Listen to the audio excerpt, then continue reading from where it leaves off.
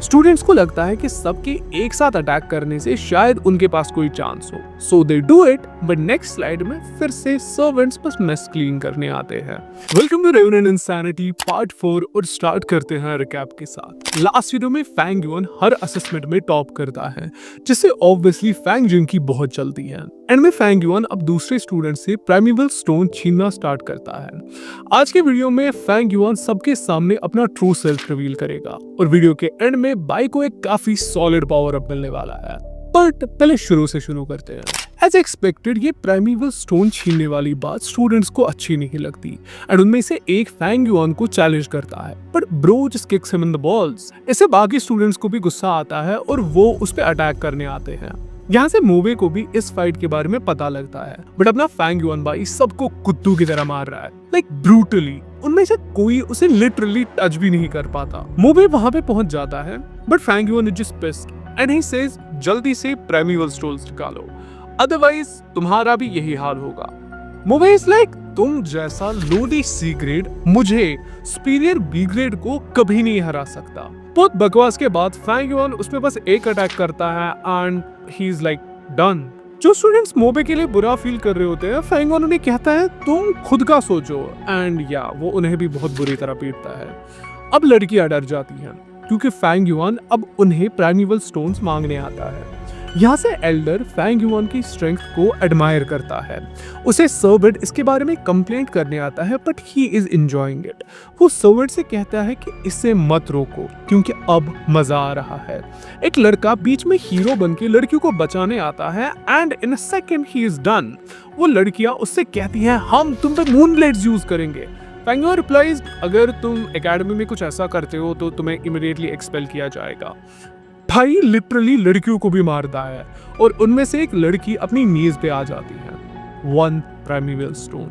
Fang yuan बस इतना कहता है। वो लड़की अपनी सारी प्राइमेवल स्टोन्स उसे ऑफर करती हैं, पर फैंग युआन बस एक उठाता है और वो उस लड़की को वहां से जाने के लिए कहता है।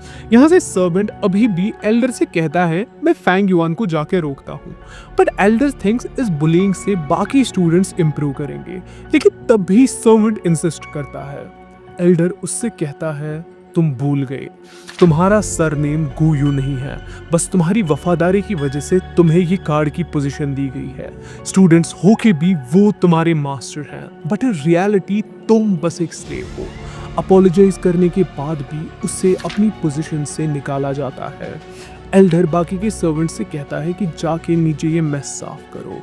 ही सेज सर्वेंट्स कुत्तों की तरह होते हैं, उन्हें सही से रखने के लिए एक हाथ में लाठी लेनी होती है और दूसरे में गाजर। खैर Fang Jin is finally on the scene और वो फैंग युआन से कहता है बिग ब्रदर तुम ऐसा कैसे कर सकते हो, ये सब हमारे क्लासमेट्स है। फैंग युआन उससे कहता है 1 प्राइमेवल स्टोन्स ईच या फिर कॉन्सिक्वेंसेस फेस करो। Fang Jin is like even me.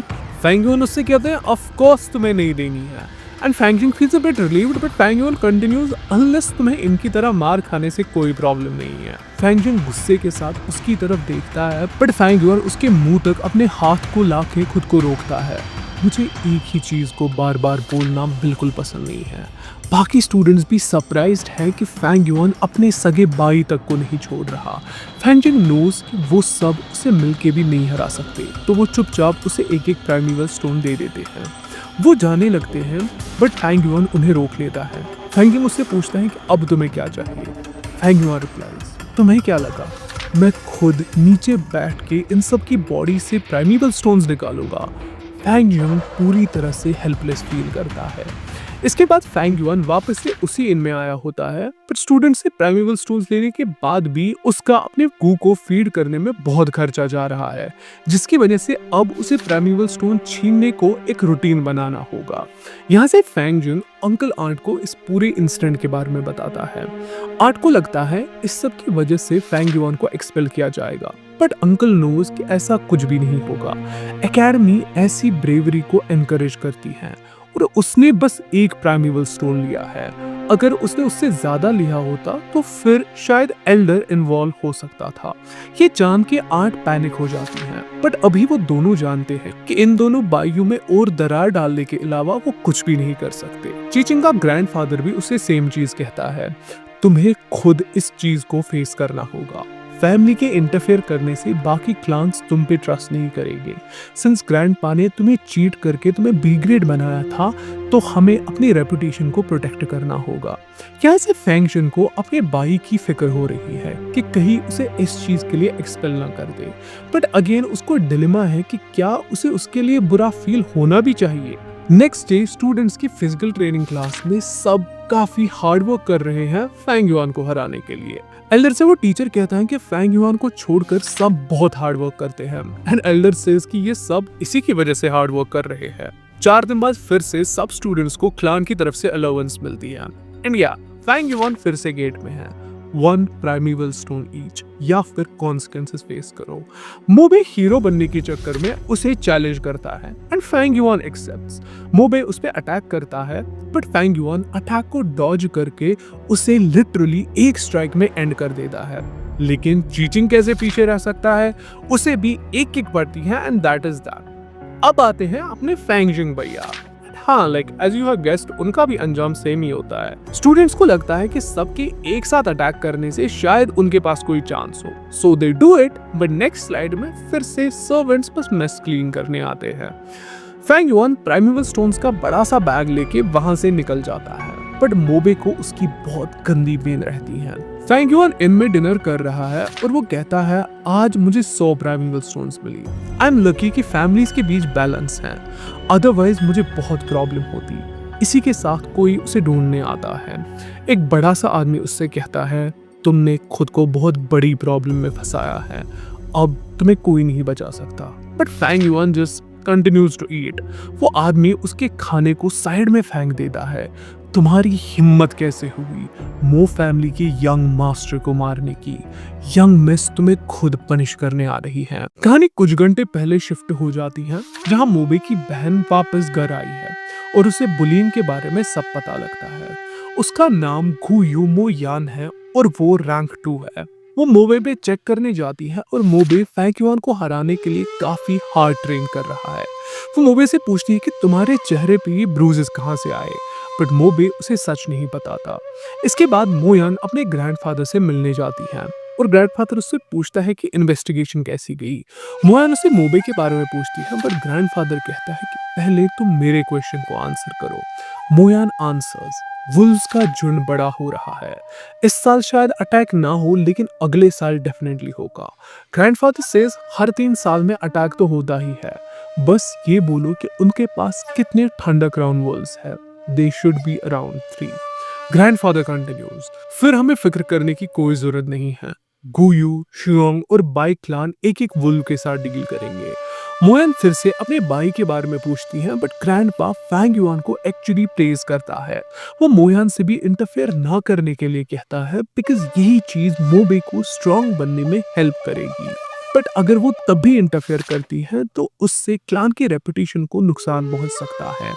Grandpa एक काफी हैवी कोड ड्रॉप करते हैं। एक आदमी फ्रेंड्स और लवर्स के बिना अपनी जिंदगी बिता सकता है, लेकिन एक राइवल के बिना कभी नहीं। बट स्टिल मोयान कहाँ ही मानेगी। वो अपने सर्वेंट गाओ वान से फैंग युआन को ढूंढने के लिए कहती है। अब कहानी वापस से इनमें शिफ्ट हो जाती है, जहां गाओ वान फैंग युआन को रोक के है। फैंग युआन नोज कि वो अभी फिजिकली इतने स्ट्रॉन्ग आदमी को नहीं हरा सकता।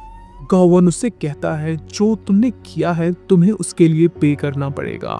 इसी के साथ वहां पे मोयान पहुंच जाती है। फैंग युआन उसकी बेल्ट से नोटिस करता है कि वो रैंक 2 गू मास्टर है। मोयान उससे कहती है, फैंग युआन क्या तुमने कभी पंचेस टेस्ट किए हैं? फैंग युआन सेज, तुमसे किसने कहा कि मैं फैंग युआन हूँ? सिंस फैंग जिंग और फैंग युआन की शक्ल बहुत मिलती है, तो वो उसे बिलीव कर लेती है। उल्टा उसे गाओ वान पे गुस्सा आता है कि इसने पहले इन्वेस्टिगेट क्यों नहीं किया। गाओ वान फैंग युआन के बड़े बैग की तरफ पॉइंट करता है और वो मोयान से कहता है कि इसने चुराई हुई स्टोन्स इसी में छुपाई होगी। Fang Yuan gives him a look और मोयान उससे कहती है, ठीक है मुझे बैग दिखाओ। फैंग युआन रिप्लाइज, वो सब अननेसेसरी है। तुम्हें फैंग युआन से मिलना है ना, वो अभी एकेडमी में है। मैं तुम्हें उसके पास लेके चलता हूँ। मोयन डजंट थिंक कि 15 साल का बच्चा चोरी करने के बाद इतना काम हो सकता है, तो अगर बैग में प्राइमल स्टोन उसे मिलेगी भी, वो तब भी ये रिस्क नहीं ले सकती कि वो क्लान के राइजिंग स्टार फैंग युआन के साथ कुछ करे। वो फैंग युआन से कहती है ठीक है, तो आगे चलो, मैं तुम्हारे पीछे चलती हूँ। वो एकेडमी गेट पे पहुंचते हैं और वहां उन्हें गार्ड्स रोकते हैं बिकॉज अंदर सिर्फ गू मास्टर्स ही अलाउड है। अब वहां पे मोयान कुछ बहस करती हैं, बट एंड में उसे गाओवान को लेके अंदर जाने की परमिशन मिल ही जाती है। फैंग युआन डॉर्मेट्री का दरवाजा खोलता है एंड इट्स एम्प्टी। मोयान उससे कहती है यहाँ कोई नहीं है। फैंग युआन सेज मैं हूं ना। मोयान को गुस्सा आता है, मैं फैंग युआन को ढूंढ रही हूँ। ही कोल्डली रिप्लाइज मैंने तुमसे कब कहा कि मैं फैंग युआन नहीं हूँ। मोयान बहुत गुस्से से उस पे अटैक करने आ जाती है, बट फैंग युआन कामली उससे कहता है थोड़ा सोच समझ के, क्योंकि क्लान लॉस के अकॉर्डिंग डॉर्मेट्रीज में कोई भी एक स्टूडेंट को टच नहीं कर सकता। अब ऑब्वियसली मोयान को अपनी फैमिली और ग्रैंडपा के बारे में सोचना पड़ता है। फैंग युआन उससे कहता है मैं तुम्हें फैंग युआन के पास लेके आया हूँ, तो तुम्हें जो भी मुझसे कहना था तुम अब कह सकती हो। मोयान इरिटेटेड है, तुम हमेशा के लिए डॉर्मेट्री के अंदर छुप के नहीं रह सकते।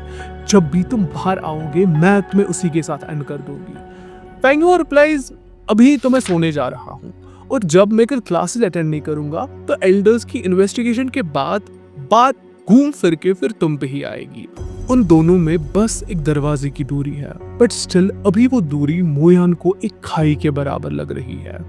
फैंग युआन गू को रिफाइन करने लगता है एंड ही सेज इंसानों की सबसे गंदी चीज ही यही है। पावर्स होने के बाद भी उन पे रिस्ट्रिक्शंस होती हैं। अगर ज्यादा नॉलेज तुम्हें ज्यादा रूल्स के साथ बांध ले तो फिर वो नॉलेज ही तुम्हारे लिए सबसे बड़ा श्राप बन जाती है। तुम्हारी रैंक 2 कल्टीवेशन के साथ भी तुम मेरा कुछ नहीं बिगाड़ सकती। It is truly tragic. मोयान को बहुत गुस्सा आता है कि फैंग युआन ने उसके सामने गू कल्टिवेट करना क्यों शुरू कर दिया। वो फैंग युआन को उकसाने लगती है, तुम डरपोक हो, हिम्मत है तो बाहर आओ, तुम मुझसे हमेशा के लिए नहीं छुप सकते and all that. But and में वो खुद हार मान लेती हैं। वो खुद सोने के लिए चली जाती हैं और वो गाओवान को फैंग युआन पे नजर रखने के लिए कहती हैं। यहाँ से फैंग युआन लिकरवर्म गू की हेल्प से फाइनली मिडिल स्टेज तक पहुंच जाता है, जिससे उसका मूनलाइट गू भी अब पहले से बहुत ज्यादा स्ट्रॉन्ग है। अब फाइनली उसकी प्राइमल एसेंस इनिशियल से मिडिल स्टेज तक चली गई है। तो पहली चीज वो क्या करेगा, वो गाओवान और मोयान के साथ अपना हिसाब बराबर करेगा। But that in the next video. आज के लिए बस इतना ही। कमेंट्स में मुझे तुम जरूर बताना कि तुम्हें ये वीडियो कैसा लगा, और अच्छा लगा तो सब्सक्राइब करना मत भूलना। Well, that's it for today guys. I'll see you in the next one. Till then, stay cultured. Bye bye. Sayonara.